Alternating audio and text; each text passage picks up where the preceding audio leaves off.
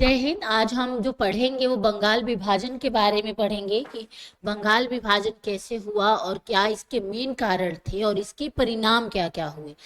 तो बेसिकली बंगाल विभाजन जो है 1905 में हुआ था। 20 जुलाई 1905 में हुआ था। और इसकी शुरुआत कैसे होती अगर देखा जाए, और देखा जब 1857 की क्रांति हुई थी उसके बाद चीजें थोड़ी सी बदल गई थी।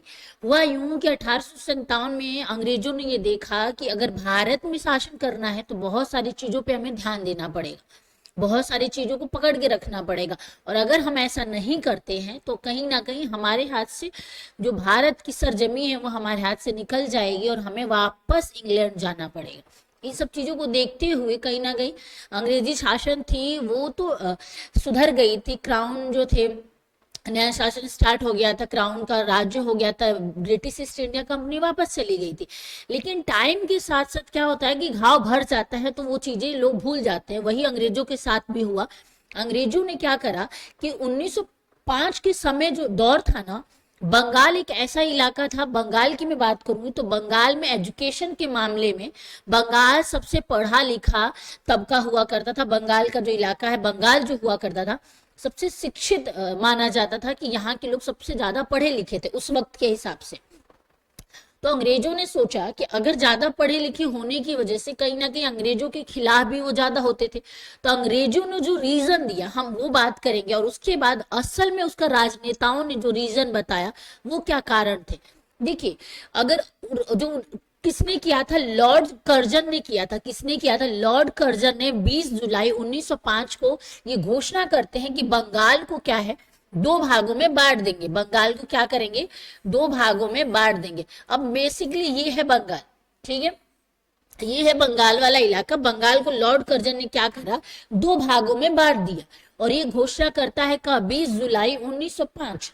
और देखिए क्या होता है, ये हो जाता है हमारा पश्चिमी बंगाल, और पश्चिम जिसको बोलते हैं पश्चिम बंगाल जिसको बोलते हैं, और ये हो जाता है हमारा पूर्वी बंगाल। ठीक है, ये पूर्वी बंगाल हो जाता है और ये पश्चिमी बंगाल में कन्वर्ट कर देता है। तो लॉर्ड कर्जन ने जो रीजन दिया था कि हम क्यों बंगाल को बांट रहे हैं, हम बंगाल को प्रशासनिक सुधार के लिए बांट रहे हैं। क्या करें? जो प्रशासन सुधार है ना, क्योंकि हमें वहां पे शासन करने में प्रॉब्लम हो रही है। तो रीजन जो दिया था, कारण जो उन्होंने दिया था कि प्रशासनिक सुधार का कारण दिया था। क्या किया था? सुधार कारण में बताया था उन्होंने, रीजन ये दिया था। लेकिन असल मायने में अगर देखा जाए तो उन्होंने जो बांटा वो कहीं ना कहीं धर्म के आधार पे बंगाल को बांट दिया था। राजनेताओं ने जो बातें बताई उस वक्त के हिसाब से, और ये सच भी था, अगर देखा जाए तो बंगाल को दो भागों में बांटा गया था। ये वाला जो इलाका है यहाँ पे जो हिंदू थे वो ज्यादा थे, और अल्प मात्रा में कौन थे? इस्लाम था, यानी मुस्लिम लोग थे यहाँ पे। और ये जो लोग पूर्वी बंगाल था, यहाँ पे जो लोग थे, यहाँ पे मुस्लिमों का तबका ज्यादा था और हिंदू कम थे। तो कहीं ना कहीं हिंदू और मुस्लिम, तो जो बातें सामने आई वो ये देखा गया कि अंग्रेजों ने क्या करा है कि हिंदू मुस्लिम में झगड़े करवाने के लिए कहीं ना कहीं, कि इनकी प्लानिंग थी कि अगर हिंदू मुस्लिम किया जाएगा तो लोग इस पे कम ध्यान देंगे, हमारे पे कम ध्यान देंगे। बट बंगाल तो पढ़ा लिखा लोगों का तबका था, वहां पे पढ़े शिक्षित लोगों की संख्या बहुत ज्यादा थी। और शिक्षित लोग कभी भी किसी चीज पे ना आंख बंद करके विश्वास नहीं करते हैं। इसीलिए कहा जाता है एजुकेशन बहुत ज्यादा इंपॉर्टेंट है, बहुत ज्यादा इंपॉर्टेंट है। ठीक है, तो क्या होता है, ये लोग बंटवारे के हिंदुज्म, हिंदू और मुस्लिम करने के लिए कर देते हैं। और क्या करते हैं, यहाँ के जो मुसलमान हैं उनको ये बोलते हैं कि सुनो भाई, तुम ना हिंदुओं से लड़ नहीं पाओगे, यहाँ पे हिंदू ज्यादा है, तो तुम्हारे ऊपर हमारा साया है। अगर तुम्हें कोई भी बात होती बुरी लगती है या वो तुम्हारे साथ कुछ भी गलत करते हैं तो तुम हमारे पास आना, हम तुम्हें सपोर्ट करेंगे। दिमाग देखो, उन्होंने यहाँ के मुसलमानों को ये बात बोली। ठीक है, यहाँ पे क्या होता है, यहाँ मुस्लिमों का तबका ज्यादा है, तो यहाँ मुसलमानों को क्या बोलते हैं कि तुम्हें जो करना है करो, तुम्हें जो करना है करो। और यहाँ हिंदुओं को बोलता है बोलते हैं कि क्या करना है, कि तुम इनसे थोड़ा सा सावधान रहना, और ये अगर तुम्हारे साथ कुछ भी गलत करते हैं तो तुम फिर हमारे पास आना। ठीक है।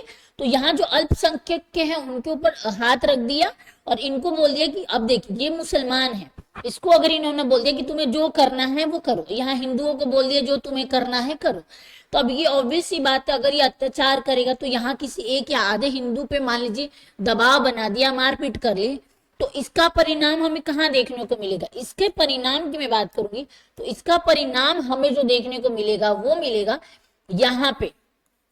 अब यहाँ मुसलमान ने हिंदू को मारा, अब यहाँ हिंदू को ये बात बुरी लग गई तो वो क्या करेगा, यहाँ फिर हिंदू मुसलमान पे अटैक करेगा कि भाई हमारे वहां पे हिंदू भाइयों को तुमने मारा है तो हम तुमको यहाँ मारेंगे, और इस चक्कर में हिंदू मुसलमान के दंगे होते रहेंगे और लोग इसमें उलझे रहेंगे। ठीक है, ये इन लोगों का मानना था, अंग्रेजी शासन की ये रणनीति थी। पर कहते हैं ना कि एजुकेशन, बंगाल पढ़ा लिखा वर्ग था तो उन्होंने इसका बिल्कुल उल्टा कर दिया। उन्होंने क्या करा, बिल्कुल उल्टा कर दिया और उन्होंने एक आंदोलन स्टार्ट कर दिया। क्या कर दिया? आंदोलन स्टार्ट कर दिया। और आंदोलन की मैं बात करूंगी, आंदोलन उन्होंने स्टार्ट कर दिया, आंदोलन स्टार्ट कर दिया। आंदोलन में उन्होंने क्या बोला? बंग भंग, बंग भंग के नाम से क्या कर दिया उन्होंने, आंदोलन स्टार्ट कर दिया। बंग भंग आंदोलन को ही स्वदेशी आंदोलन भी कहा जाता है। स्वदेशी आंदोलन भी किसको कहा जाता है? बंग भंग को भी स्वदेशी आंदोलन कहा जाता है। और यहाँ पे ये कहाँ शुरू होता है? ये कोलकाता के टाउन हॉल से, कोलकाता के टाउन हॉल से आंदोलन स्टार्ट हो जाता है अंग्रेजों के खिलाफ। क्या हो जाता है? अंग्रेजों के खिलाफ ये आंदोलन स्टार्ट हो जाता है। बंग भंग मतलब कि हमारा जो बंगाल है, बंगाल है जैसा पहले था वैसा करके दो, हमें हमें विभाजन नहीं चाहिए, हम लोग खुशी से रह रहे हैं, हमें कोई प्रॉब्लम नहीं है, तो हमारा बंगाल जैसे था वैसे ही हमें वापस करके दो, बंग भंग के नाम से। और इस स्वदेशी आंदोलन में कैसे कन्वर्ट हुआ, क्योंकि ये नारा भी था, एक तरह से देखा जाए तो ये नारा भी था, नारा भी था। अब स्वदेशी में ये कैसे कन्वर्ट होता है कि लोगों जो पढ़ा लिखा तबका है उसके पास ऑप्शन है बहुत सारे। पढ़ा लिखे लोगों को पास पता है कि अगर मैं लड़ाई करूंगा तो वो मुझे जेल में डाल देंगे बहाना बना के, तो हम क्या कर सकते हैं जो हमारे हाथ में है।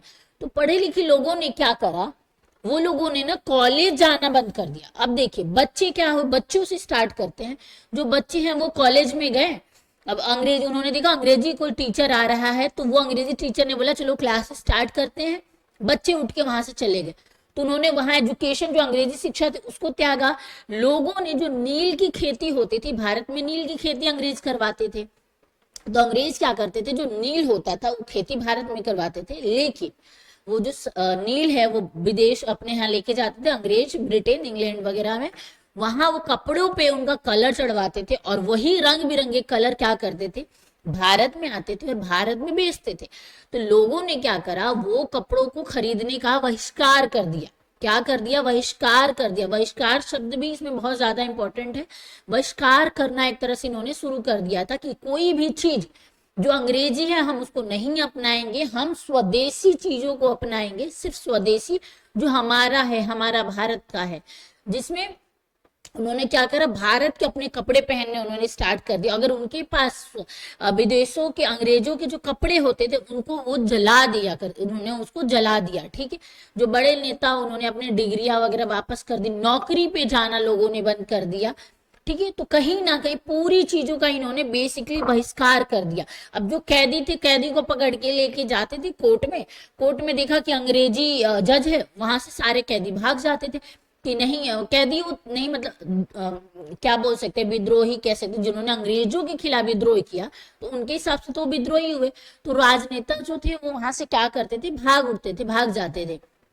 अब बात ये आती है कि ये आंदोलन जो हुआ इसके नेतृत्व कौन कर रहे थे, और नेतृत्व के साथ साथ किसका नाम पहले आता है, और नेताओं वगैरह के बारे में भी जानना हमें बहुत जरूरी है कि जो मुख्य राजनेता थे, जो मुख्य प्रमुख राजनेता की मैं बात करूंगी कि प्रमुख राजनेता कौन थे।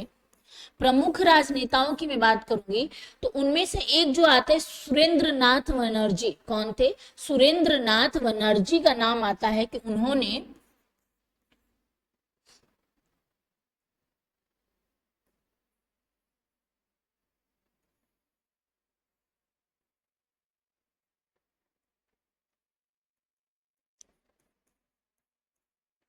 सुरेंद्र नाथ बनर्जी ने क्या करा था, उन्होंने उन्होंने क्या करा था, सुरेंद्र नाथ बनर्जी ने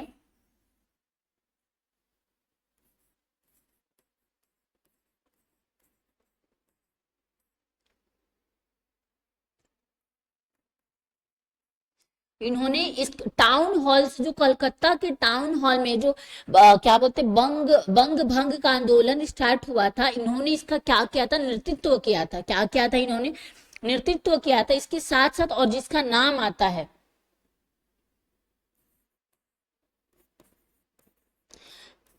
जिसका नाम आता है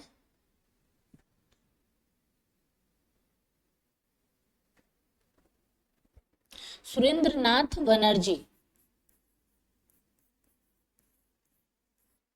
सुरेंद्र नाथ बनर्जी जो थे, इन्होंने क्या कहा था, इसका नेतृत्व किया था। इसके साथ जो नाम आते हैं वो हमारे नरम दल के नेताओं ने किया था। किसने, नरम, जो नरम दल के नेता हुए, नरम दल के नेताओं ने भी क्या करा था, इसका नेतृत्व किया था। तो बेसिकली सुरेंद्र नाथ बनर्जी ने क्या, कोलकाता के टाउन हॉल से, कोलकाता का नाम याद रखिएगा, कोलकाता इसलिए क्योंकि उस वक्त जो अंग्रेजों की कैपिटल हुआ करती थी वो कोलकाता ही थी,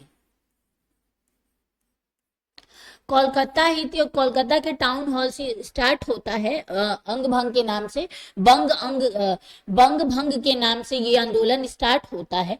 और ये आंदोलन बहुत ही कैड़ा, मतलब कह सकते हैं कि वैसा था, अपनी चरम सीमा पे था। और अंग्रेज इससे परेशान हो गए थे। अंग्रेजों को ये मां कह सकते हैं कि ये पहला ऐसा आंदोलन था, ये एक पहला ऐसा आंदोलन था जिसमें पढ़े लिखे लोग, बड़े तबके की हम बात कर रहे हैं यहाँ पे, पढ़े लिखे जो तबका था, पूरा भारत एक तरह से इकट्ठा हो गया था जब ये आंदोलन बंगाल से निकला और इस स्वदेशी आंदोलन में कन्वर्ट हुआ।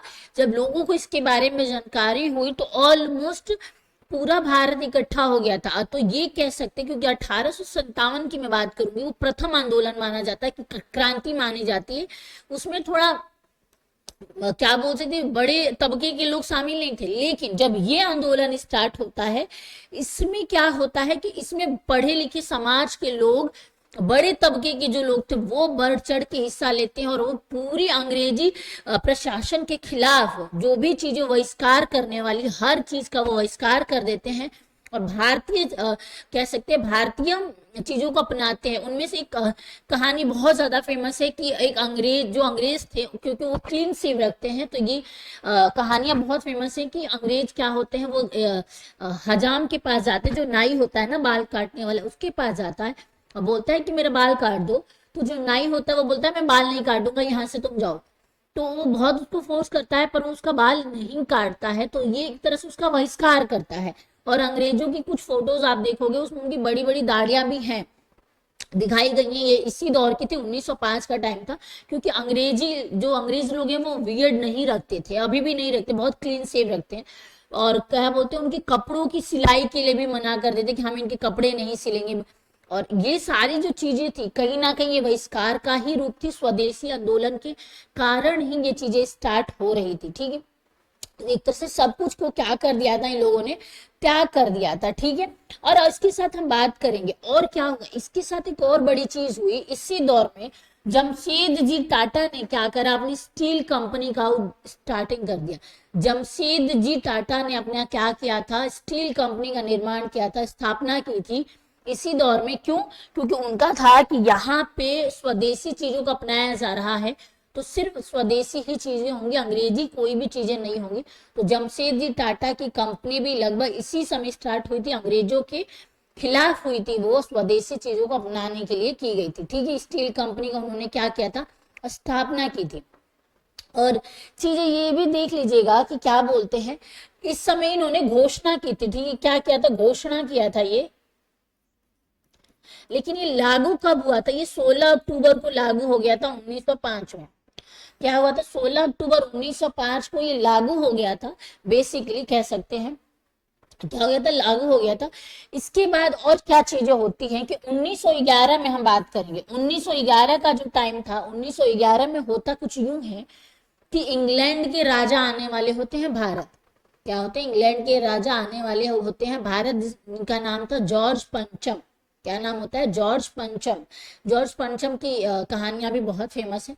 तो जॉर्ज पंचम आने वाले होते हैं भारत, और उस वक्त लगता है दिल्ली में दरबार, जिसको क्या बोलते हैं, दिल्ली दरबार बोला जाता है। दिल्ली दिल्ली दरबार बोला जाता है। दिल्ली में दरबार लगता है, और यहाँ पे इस वक्त की मैं बात करूं कि यहाँ के लॉर्ड कौन थे। अगर लॉर्ड वायसराय की बात होगी कि उस वक्त भारत में लॉर्ड वायसराय कौन था,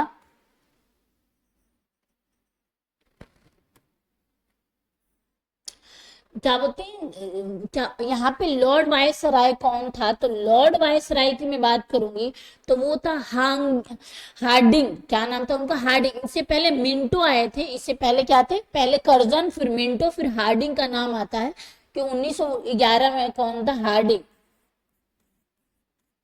हार्डिंग जो था वो क्या था, यहाँ का लॉर्ड वायसराय था। और उस वक्त क्या आते हैं, इंग्लैंड के राजा भारत में आते हैं, और वो कुछ घोषणाएं करते हैं। क्या करते हैं वो कुछ घोषणाएं करते हैं।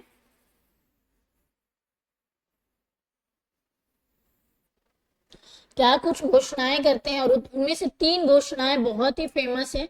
तीन घोषणा करते हैं। पहली घोषणा वो ये करता है कि अब कोलकाता में क्या होगी, उनकी राजधानी न होकर दिल्ली में उनकी राजधानी होगी। क्या होगी, उनकी दिल्ली में अब उनकी कैपिटल होगी। तो तीन घोषणाएं करते हैं। पहली घोषणा में वो बोलते हैं कि दिल्ली की उनकी जो राजधानी है वो कहाँ, दिल्ली से सॉरी कोलकाता से कहाँ जाएगी, कोलकाता से दिल्ली। उनकी राजधानी कहाँ जाएगी, कोलकाता से दिल्ली की वो बात करता है। ये पहली घोषणा थी। कुछ घोषणाएं करता है, वो तीन घोषणाएं करता है। और दूसरी घोषणा की मैं बात करूं, दूसरी घोषणा वो क्या करता है कि दूसरी घोषणा ये कि जो विभाजन, क्योंकि विभाजन की वजह से बहुत ज्यादा उथल पुथल मच चुका होता है, तो बेसिकली देखा जाए तो पहली घोषणा थी। दूसरी घोषणा की अब कैपिटल दिल्ली में होगी, तो क्या विभाजन रद्द किया जाए। क्या किया जाए, जो विभाजन की प्रणनीति अपनाई गई है, विभाजन क्या किया जाए, रद्द किया जाए। रद्द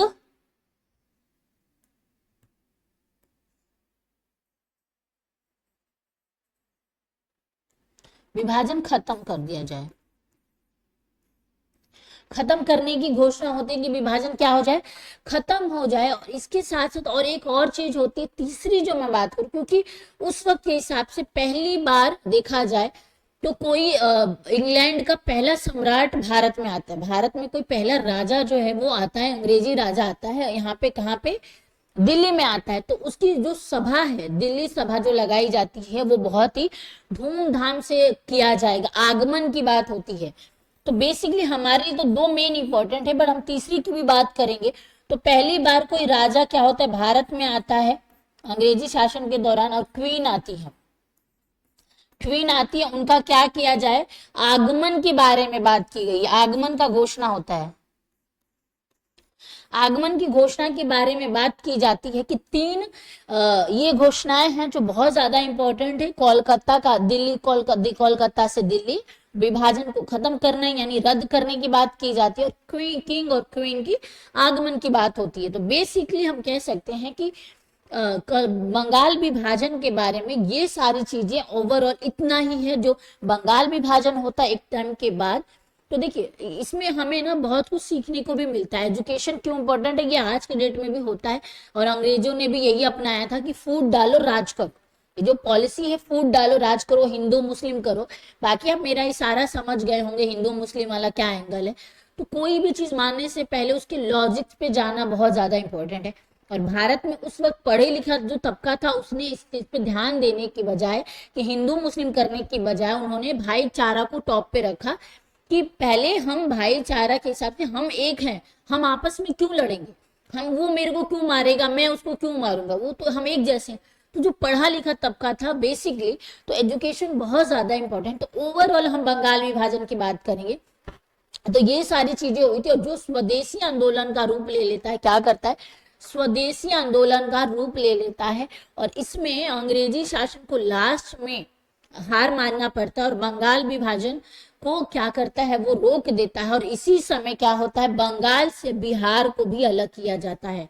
बंगाल जो है वो बिहार से अलग हो जाता है, बंगाल जो है बिहार से अलग हो जाता है बेसिकली। तो आज ओवरऑल हमने जो सीखा वो बंगाल विभाजन के बारे में हमने सीखा और उसके बारे में पढ़ा समझा। तो आई होप जो मैंने आपको पढ़ाया वो आपको समझ में आ गया होगा। मिलेंगे एक नए टॉपिक के साथ और एक नई एनर्जी के साथ। आज के लिए सिर्फ इतना ही। धन्यवाद।